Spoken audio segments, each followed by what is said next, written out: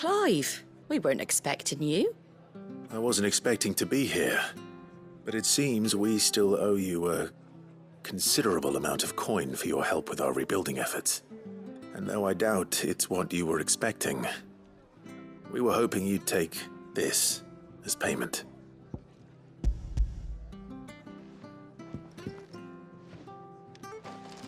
A star ruby? I can't accept this. It's worth at least twice what you owe me. More if you can find yourself the right buyer. Think of the difference as interest. Interest? If word got out I charged that much, no one would ever borrow from me again. Anyway, why are you the one here asking me about this? I'd have expected Otto. Bit much sending the Lord Marquis out to settle your debts, isn't it? The old goat working himself to death again. Something like that. Most days I think he's the only reason the hideaway's still standing. Same as always, eh? Back when the place was nothing but a twinkle in the eye of a recently retired Lord Commander, word is he was the first one Sid reached out to. Probably knew that without his strong arm and level head, the idea would never get off the ground. Sid may have been the face of the hideaway, but Otto's always been the backbone. And when Sid passed away, we were all worried that would be the end of it. That Otto would just give up. His death was hard on everyone. But it must have hit Otto hardest of all. But he didn't give up, did he? Quite the opposite, in fact. If I recall, he was the one who nominated you as Sid's replacement, and rallied the rest around you. I reckon what he saw in Sid, he saw in you too. And don't we all? Doesn't hurt that you're half as stubborn and twice as handsome, neither. That, and you keep good company. I suppose I do.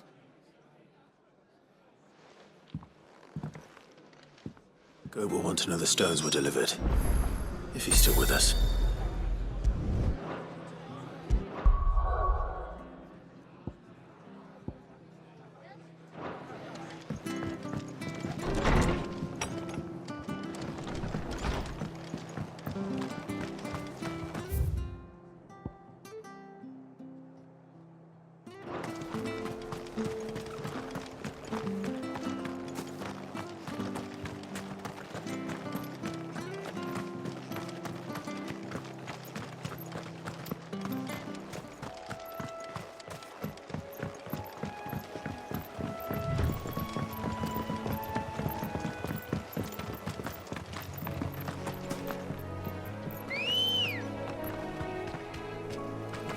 Ready, go?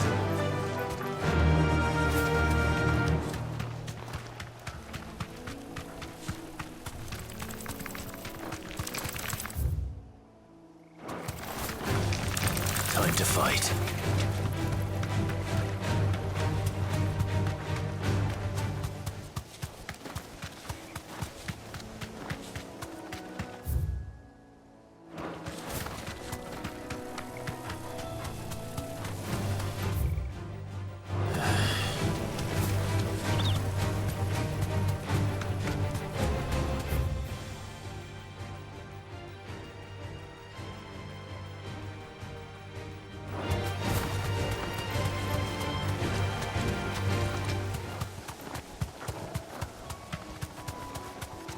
Well, it's certainly quiet.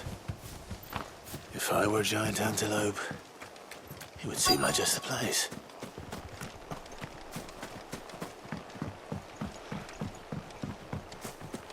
I doubt we'll find one bigger than that. You hungry, Torgal?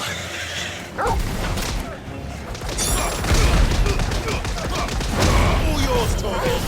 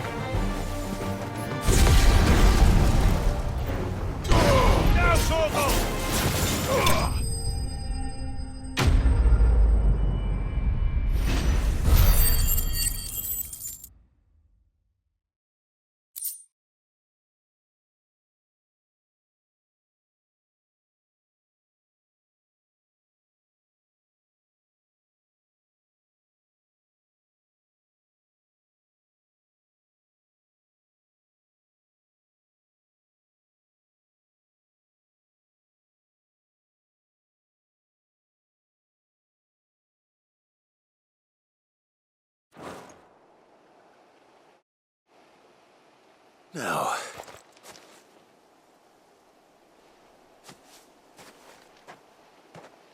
will it be enough, I wonder?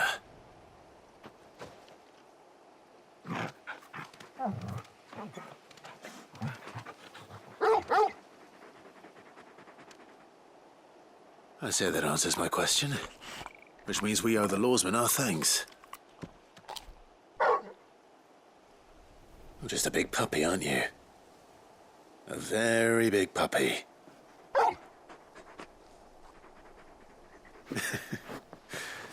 You do know you can take that with you, Torgal. Lady Karen will be relieved to hear you've got your appetite back. Come on, boy.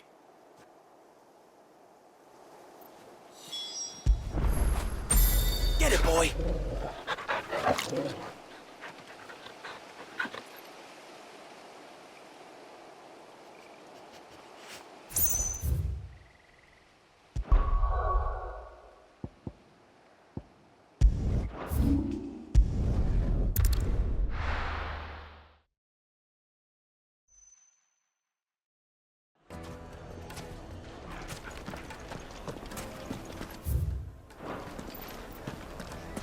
People take notice of wealthy men. Shouldn't be too hard to track down Karen's collector. The St. Drape's fang is gone. Back again, are you? Any more trouble and you'll be barred for life, however deep your friend's pockets might be. We don't know for sure. It could have just been a tremor.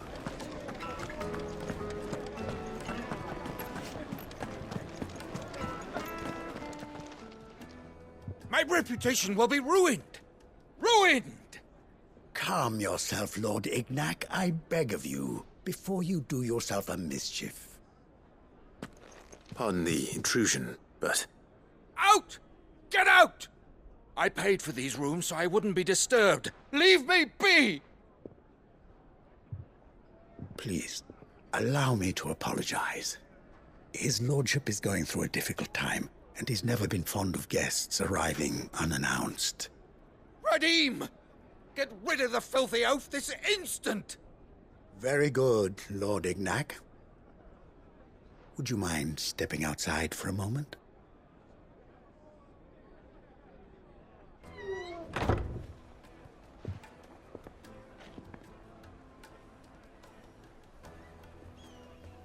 I'm sorry if I've caused you any trouble. That? Oh, no. That's just how his lordship is. Though the morning's events have left him somewhat fractious. He has been dispossessed of his luggage, you see. The thieves also made away with a considerable amount of coin. Coin the innkeeper will soon be keen to collect. I don't suppose a certain blade was among the stolen items. A single-edged sword. It was purchased from a merchant friend of mine. Ah, you know Lady Karen. Yes, I'm afraid it was. Then I'll retrieve Lord Ignac's luggage. But I have one condition. You have but to state it. You are welcome to anything that is within my power to grant. I want an audience with Lord Ignac. A few minutes should be enough. Then I'll be on my way. A condition I would be a fool to refuse. Of course, you shall have your audience. I don't suppose you saw where the thieves went. I did not, no. Though some discreet inquiries made on his lordship's behalf mean that I know where you might find them. The bandit's bed. Every ill-gotten coin in Dalamil is said to pass through that disreputable corner of the Valcroy. And that's where I'm heading. I shall speak to Lord Ignac in your absence, and arrange for an audience upon your triumphant return. That will be very kind of you. Farewell, and best of luck.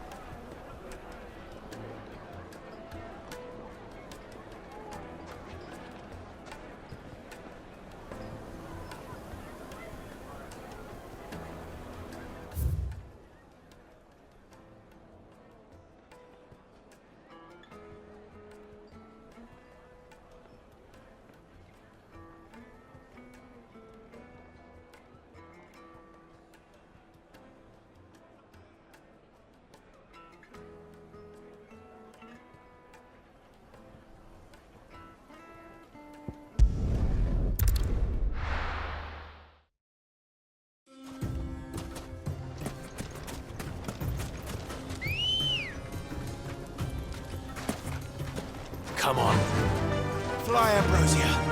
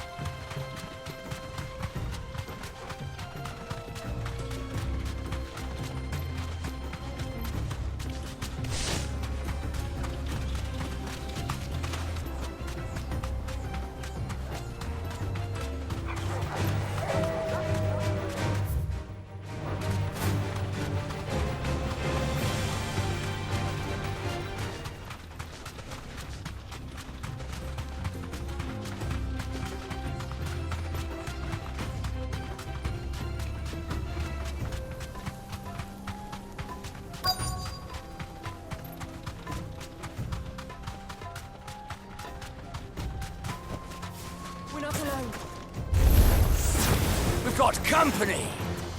Come on, lads, let's tear the bastard's head off!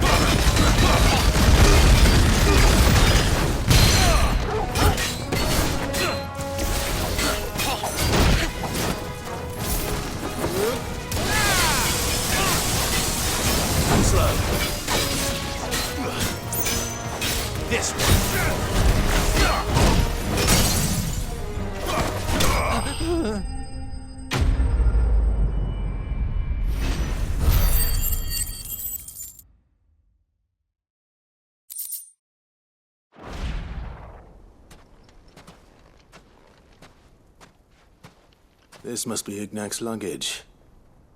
Nothing seems to be damaged. All right. Let's get it back to Dalamil.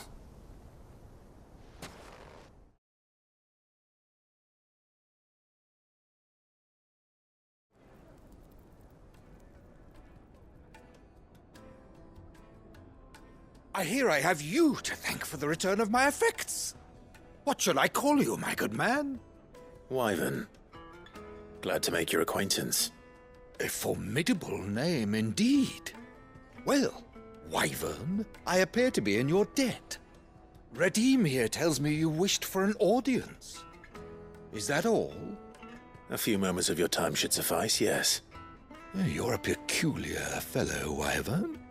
All right, speak. Master Wyvern was wondering if you could tell him about a certain single-edged sword you recently acquired. Oh, a true work of art, that one. Karen drove me hard on the price, but I would have sold her Radim here to get my hands on that sword. It was made in the Outer Isles, far beyond the Twins, and is used exclusively by the practitioners of a unique school of swordsmanship. They believe no combat should ever exceed a single strike, and hone their blades to such perfection that none ever does. Each sword is made for that one perfect stroke, and for that stroke only. They crack upon a second blow. There's a brutal sort of beauty to it, really. But how do they hone such an edge? Fine question. Why, they use a whetstone, of course. Whetstones, rather. A whole array of them ranging from the coarse to the fine, 10,000 licks with the sharpening stone, then 10,000 more. But it is the final stone which lends the blade its legendary sharpness. A mineral quite foreign to this great realm of ours. And that is the key. The secret ingredient.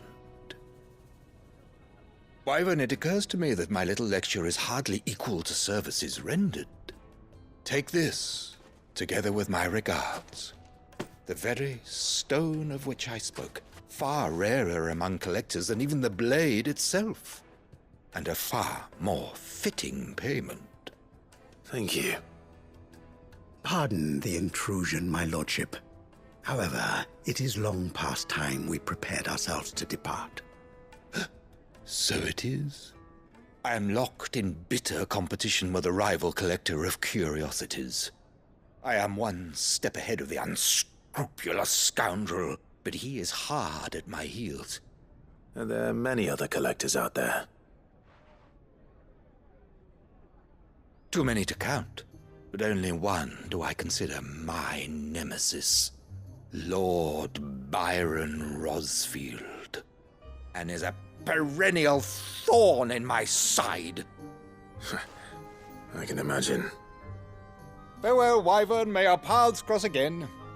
Radim, we mustn't dawdle.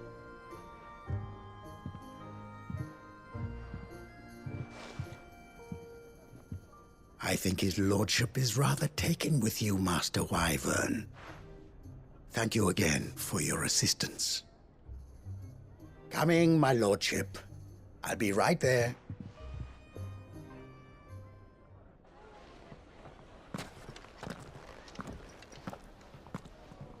Trust Uncle Byron to find such an interesting rival. Now, let's see what Blackthorn makes of this whetstone, shall we?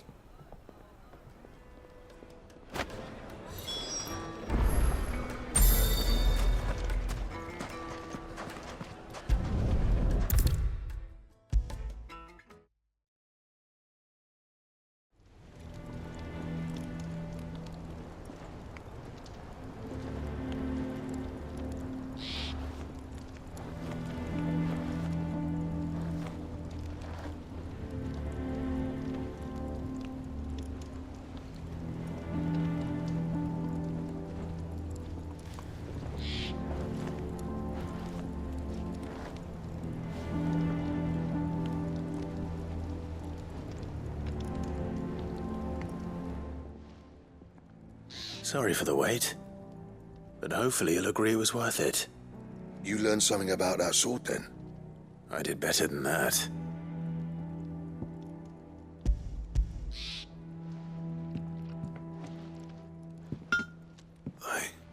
A whetstone? Yes. But not one you'll find anywhere in Valisthea.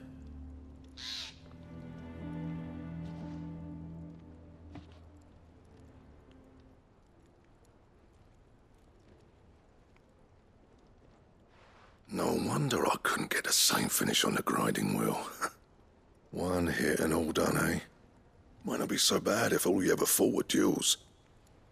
But good luck on the battlefield. Your second opponent would be your last, no matter how good you were.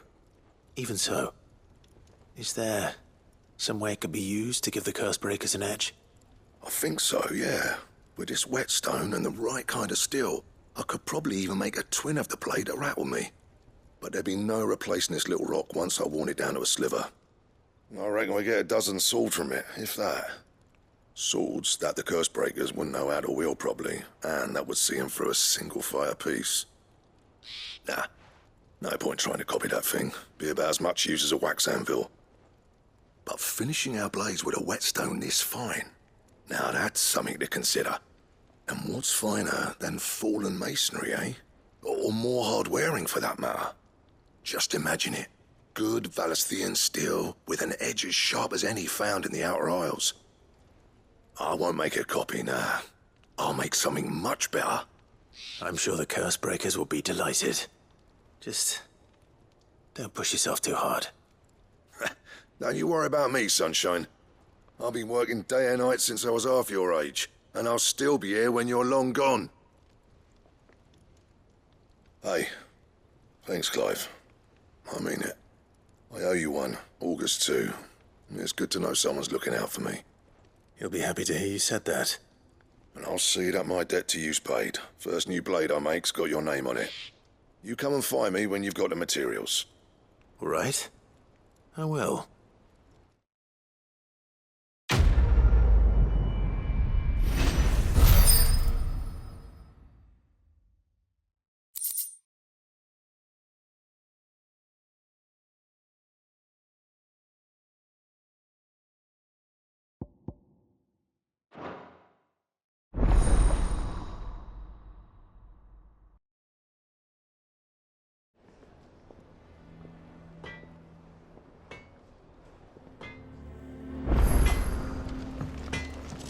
What do you need?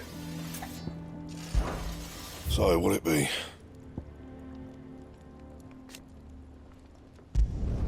It'd last you a good while.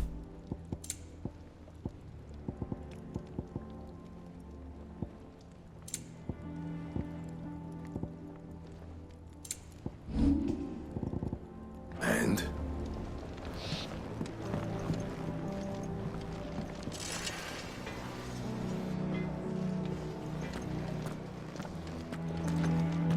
He cracked the crystal too. You're joking. I noticed you and Torgal had gone off somewhere. Take him for a walk, did you? You could say that.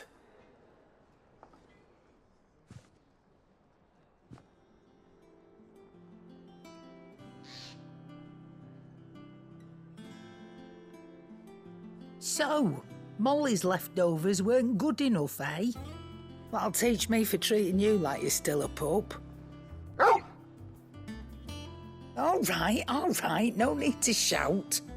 Now we know what you're after, I can see about getting some in. Speaking of which, I brought one for later. Can I leave it with you?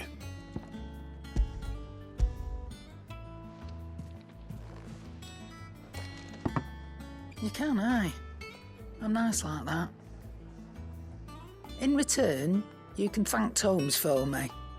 The bloody know-it-all. I was just on my way to see him.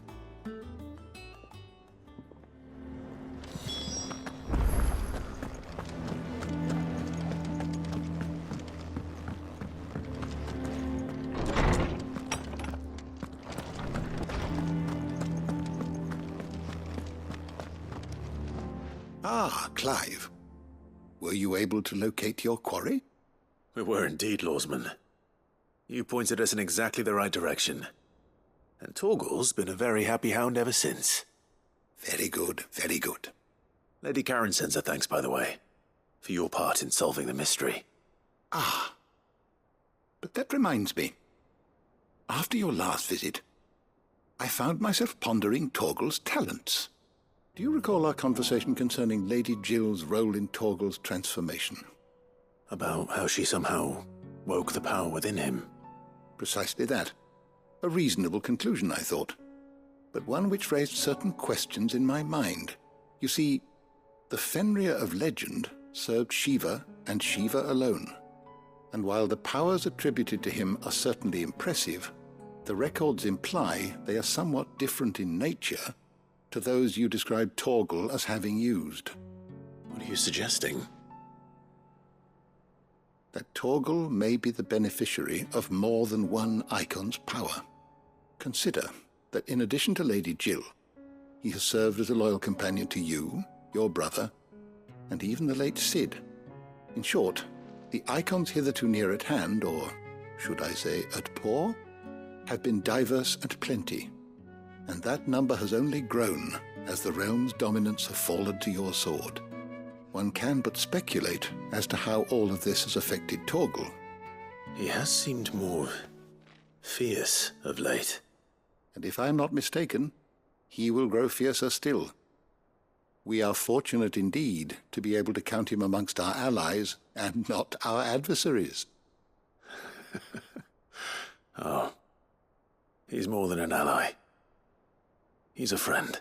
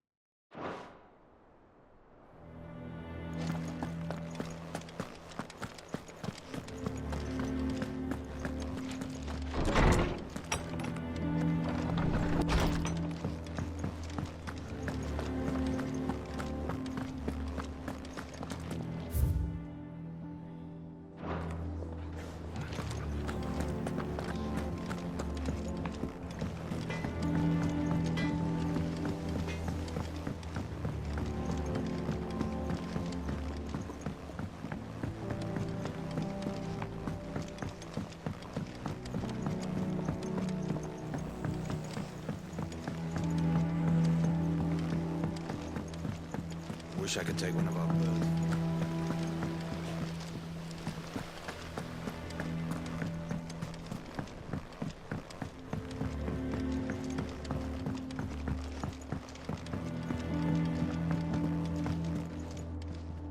All right there, Sid? How's that hunt for the bomb ash going? I have it here.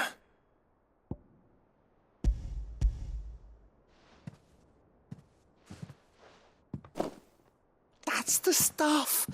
And plenty of it, too. Enough to keep the Alembic bubbling away for a good old while. You're a gent, Sid. Let none say otherwise. Right then, let's get this contraption up and running.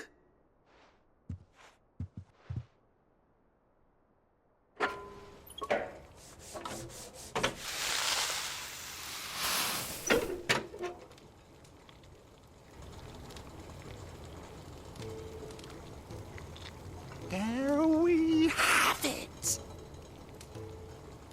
The Telemon Alembic. And it works just like the chief said it would. Very impressive. Says the man who cut down a burning boulder. Speaking of which, I still haven't returned the favor. There's no need. The good it will do for the hideaway is reward enough. Don't be silly. Why don't you let me take a look at that bag of yours? The one you keep your potions in. Reckon I could work some magic on that. What kind of magic? Well, we happen to have isolated a substance in our test run of the Alembic that I reckon will make even the toughest leather supple as anything. Thought we might use it to breathe new life into old boots and the like. Save the hideaway a few gil.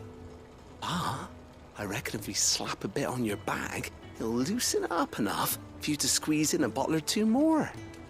Well, it can't hurt to try, I suppose. That's the spirit.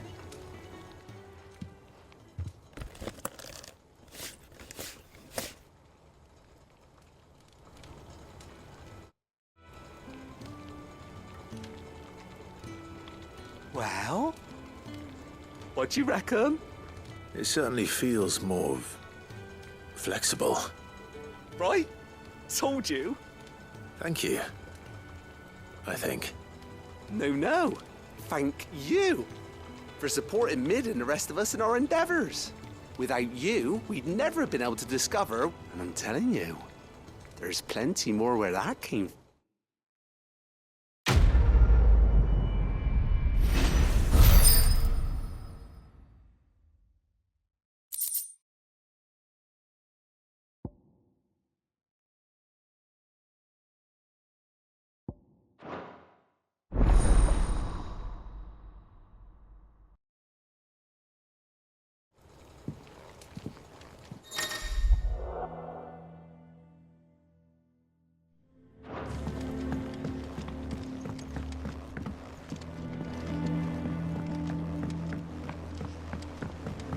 I think Mid might need some help.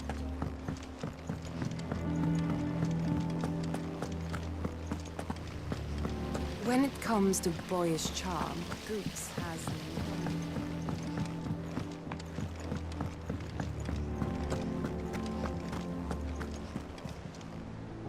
Goat. Still alive, I see. So Lady Karen accepted the ruby. Ah, about that. I tried my best, but she was just too stubborn to take it. She threw it right back in my face, in fact, and told me I could stick my stupid stone where the sun don't shine. Karen refused payment.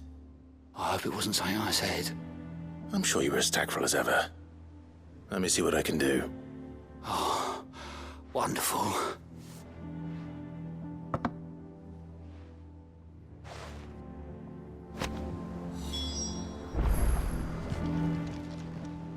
Welcome to the Patron's Whisper. Is everything we've received and everything promised? You earned this. Best of luck out there, Sid.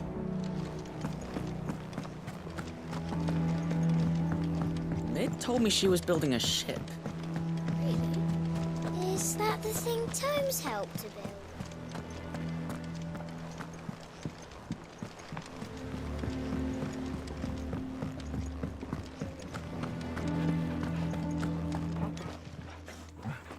Lady Karen, Goad tells me you weren't happy with our offer. Would you prefer the debt was repaid in coin? What debt? I don't recall lending any of you lot me hard-earned gil. I may have tossed a talent or two in the Hideaway's coffers, but those were donations, and you can hardly call it charity if you go asking for it back. Of course not. But one good turn deserves another. And our circumstances have changed. Surely you wouldn't shun the gratitude of a pauper who happened to have become a prince. Oh, so you're a prince now, are you? Fine. But I'm selling it and taking what I'm owed, then you're getting the rest whether you like it or not.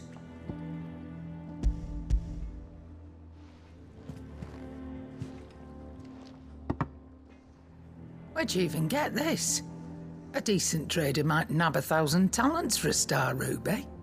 A canny one, meanwhile, might claim it were nicked from the belt of Sid the Outlaw himself and ask twice as much. Might be I already have a buyer in mind. Might be you even know her. A fine continental maid whose beauty's only eclipsed by a guile in commerce. You wouldn't mind, would you? Not at all. Just be sure to tell her that it's always a pleasure doing business.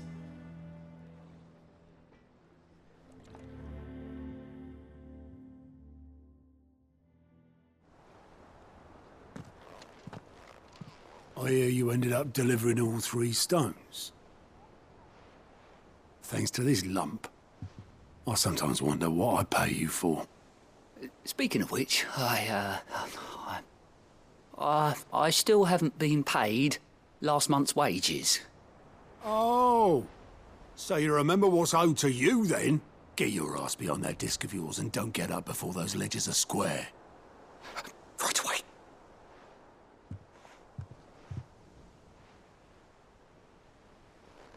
I've seen that before. Yeah. Plenty of times. It was the only goblet Sid ever used. Either out of habit, or because the filthy sod couldn't be bothered to find a clean one. I knew so little about him. Like most people. Martha and the Dame both seem to have fond memories of him. I bet they do. How long did you know Sid before Before he died? 20 summers, give or take. Back in the day, I was a purser on a trade ship, which is where I met him. He bought passage to, I forget where. And having nothing better to do on the long nights, we set up drinking island rum till the morning bell dragged me back to my duties. Quit my post not long after that, on account of making a fine maiden's belly fat. But me and Sid stayed close, promising we'd one day sail the seas again. That was before fate stepped in and said she was having none of it.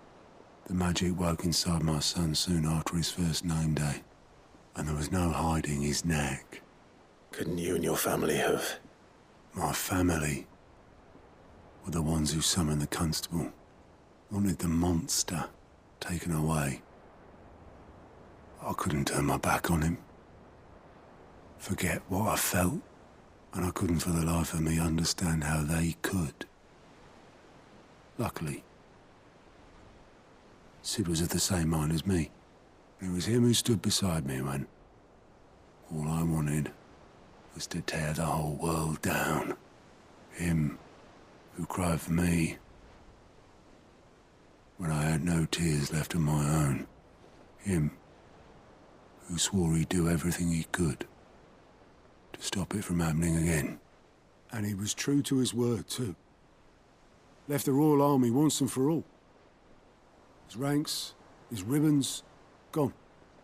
Just like that. Threw away everything he had. All to right a wrong that no one else had the courage to face. I knew then I'd follow that man to the ends of the earth.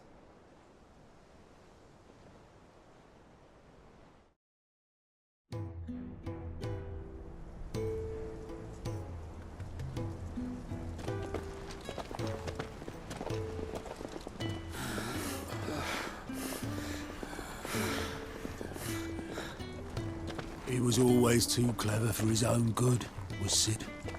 Saw the world for what it really was, while the rest of us were content to go along with the lie we were shown. And it can't have been easy, bearing that burden alone.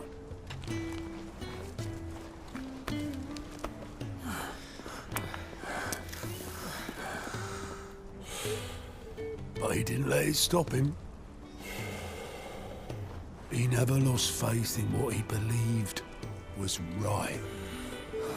And that gave us faith in him. Faith he'd steer us true.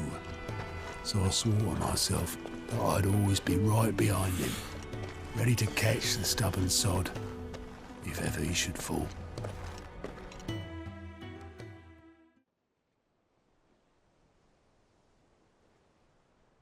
But I couldn't even do that.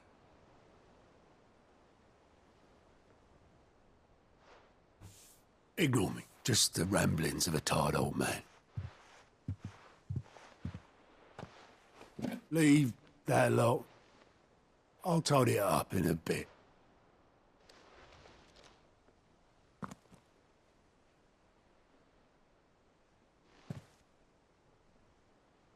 This is Sid's handwriting.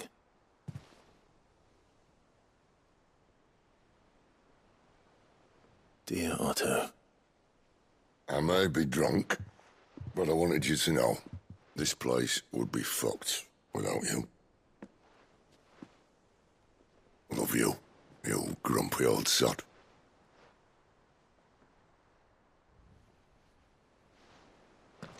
This note. Hmm? What about it? Sid was right. Without you, we'd all be lost.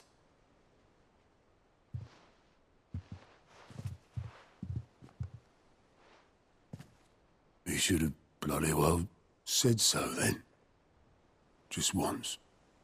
Before he went. But then, why would he? Him, or anyone? I'd only have told him to piss off.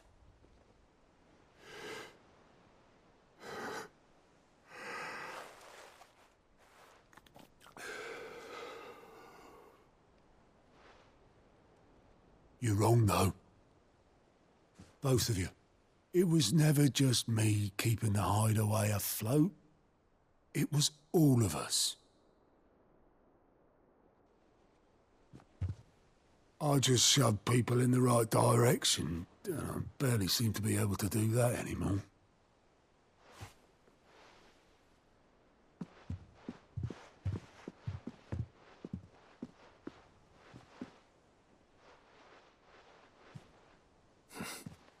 Would you rather goat were at the helm? Well, maybe I've got a few more years left in me. I'm going to hold you to that, Otto. Before you go, Sid would have wanted you to have this. But that's... This'll do me just fine.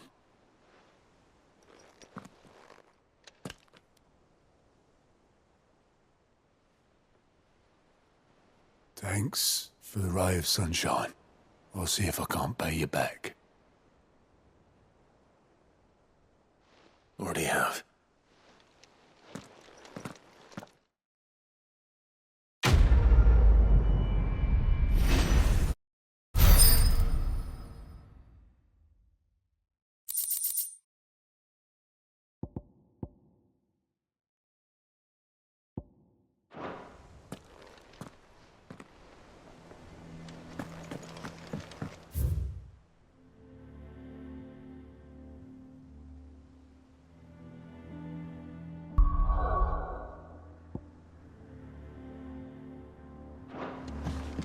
Mid told me she was building a ship. Really? Is that the thing Tomes helped to build?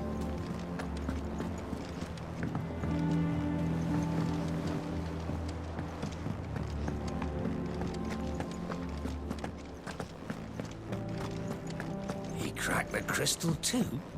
You're joking.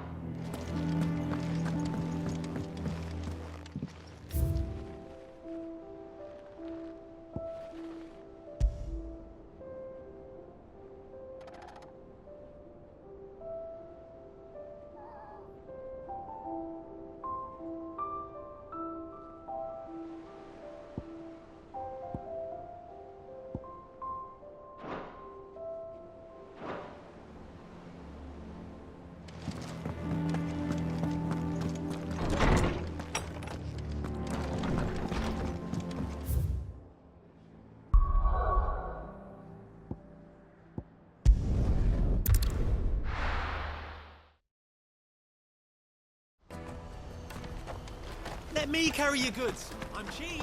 Out of my sight, wretch. I've no use. What are you looking for?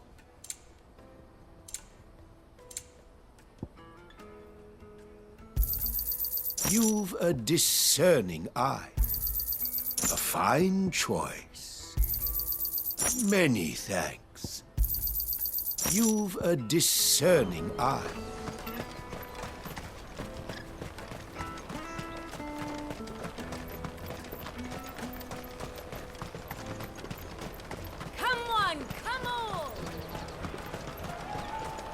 Caravan stops next to the check. Juicy pears! Slake your thirst without a crystal. What I really want to be is a blacksmith. You gonna do an apprenticeship or something then? Here you are, Good. Try not to lose it again. Me pass! You found it! Oh, thank you so much. Nan would have killed me if I'd come back without it. I'll have to say thanks to Elle and Theo, too. So should you, Honza. You and your friends don't have to steal anymore. If anyone threatens you again, you know who to turn to. We do. And we already have. Miss Elle's given us a job shifting the chocobo shit out the stables. It's hard work, and the pay isn't half what we got from the Stones. But if we stick at it, we'll keep ourselves fit. You stick at it, then. And Goots, I'm sorry for stealing your pass. That's all right. I've got it back now. And all's well that ends well, eh? You said you're trained to be a blacksmith, right? Well, I'm gonna be your first customer. I'm gonna save up all my gil and get you to make me a massive sword. I'll do me best. Till then, eh?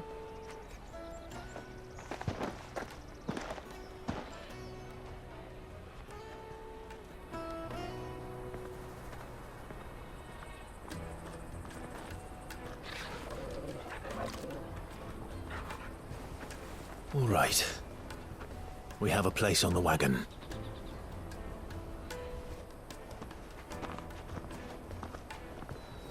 Remember, Goots, we're mercenaries. You hired us to protect you. Mercenaries. And you remember the plan?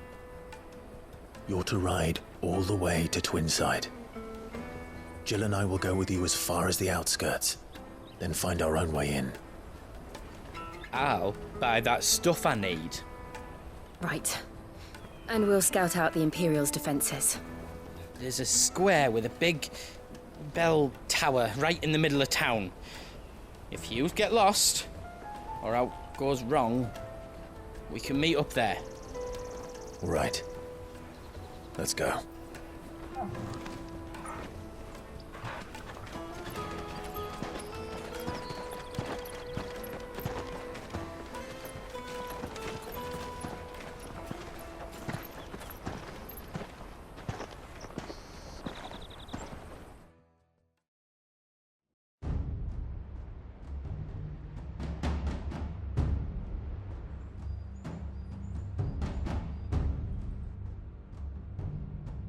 I see. And you're quite certain your father has no knowledge of Ultima? I am. I have no difficulty believing a sinister force has come to exert an influence on Sanbreque. But be that as it may, it is yet to claim my father. For better or worse, his radiance speaks his own mind. Then the fiend works from the shadows. I confess, when first you told me of this fiend, I had my doubts, and more than a few at that. A beast that labors to plunge Valisthea into turmoil, all in pursuit of your brother. But that wound is proof enough that evil is afoot. Then I have your answer, Your Highness. You will join me in my fight. I cannot. Not yet. Your Highness, please. As you are aware, the Dhalmekian army is at our gates. They have lost their mother crystal, and with it all hope of a negotiated withdrawal. It is but a matter of time before they invade. If Bahamut is not here to meet them, my people will be slaughtered. Though not by Hugo Kupka, thanks to Ultima's machinations. I know the fate of your people weighs heavy on your conscience, but if we do not put an end to Ultima's plans, they shall face a far darker fate. The chaos he would wreak would sweep all of Valisthea into the abyss. The lives of every man, woman, and child in the Twins are at stake. I believe what you say, Phoenix. But I have duties of my own, and I must discharge them. Come what may.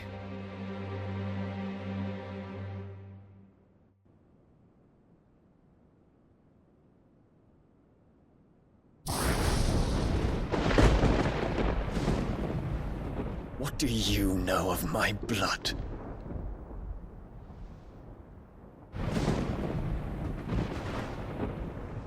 I know that it is wholly unworthy of the highest offices of state, which rightly belong to those of purer breeding. Alas. Your bloodline runs through the Oriflamme gutter, from a whore who weighed her child's worth in gil. Have you threatened my father? Of course not. I merely whispered in his ear that his mongrel son is plotting a rebellion. What? Sylvester listens to the words of his astrologers. And they have ears too. You have been feeding them your lies! Should you remain loyal to Emperor Olivier, his radiance may yet crown your head with laurel, and not with tar. Fork-tongued witch!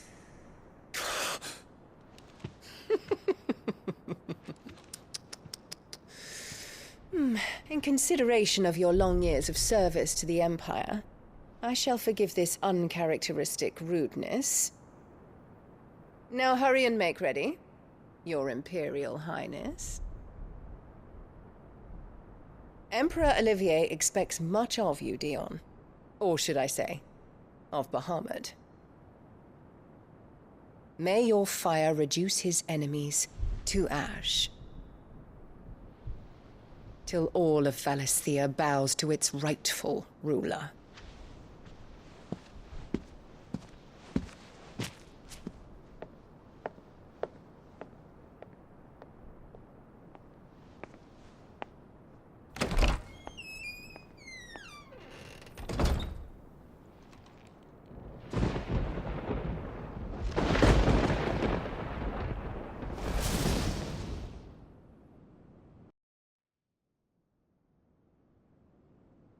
There is another darkness that has taken hold of Sanbreque.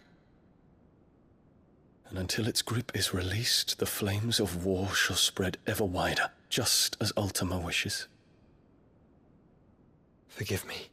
My family has caused you much grief. You are not her keeper, Phoenix. This is a matter for the Imperial household now, and as a member of that household, it falls to me to resolve it. At such time as that is done, what strength I have shall be yours.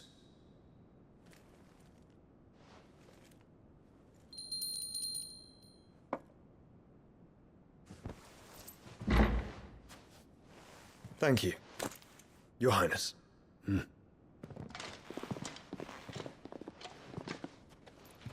us take to the skies together, and bring a new dawn to Valisthea. I should like nothing more.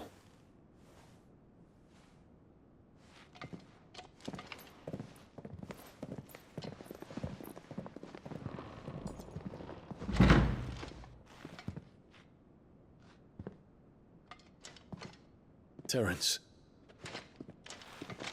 My prince. Tell me true. Do you believe what I'm about to do is wrong?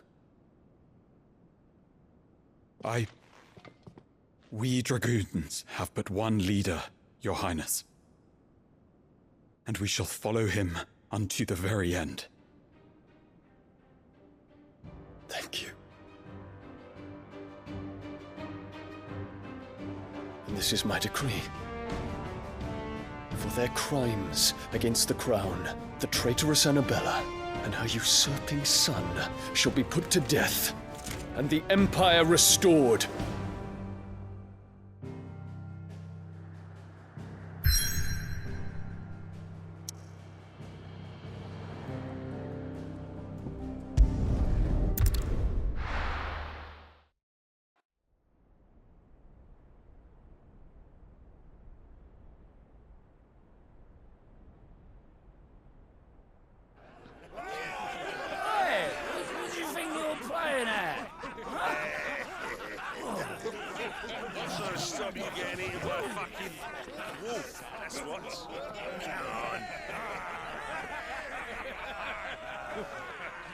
One would never guess that these people stood on the brink of war.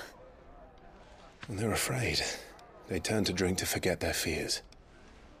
Anything you want to forget?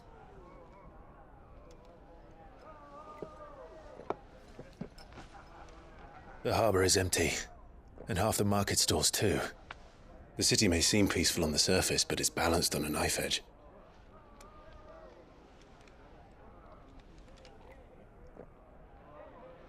Were we to give it a nudge, it might be just the distraction we need to reach the Mother Crystal.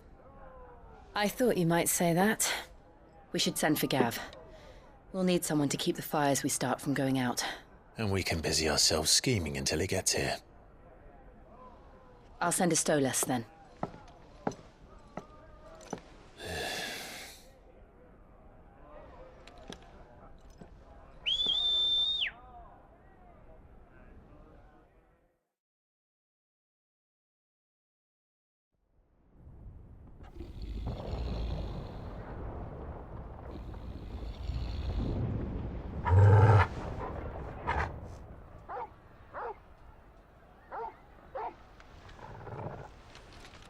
What is it, boy?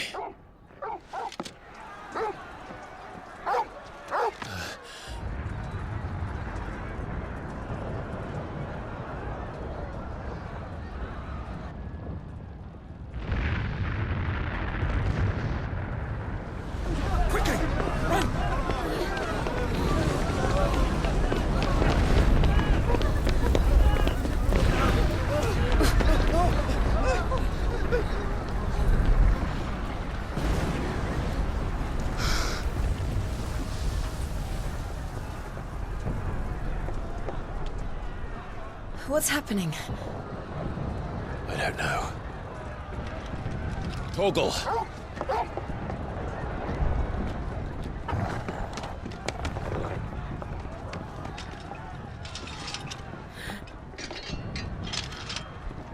This way.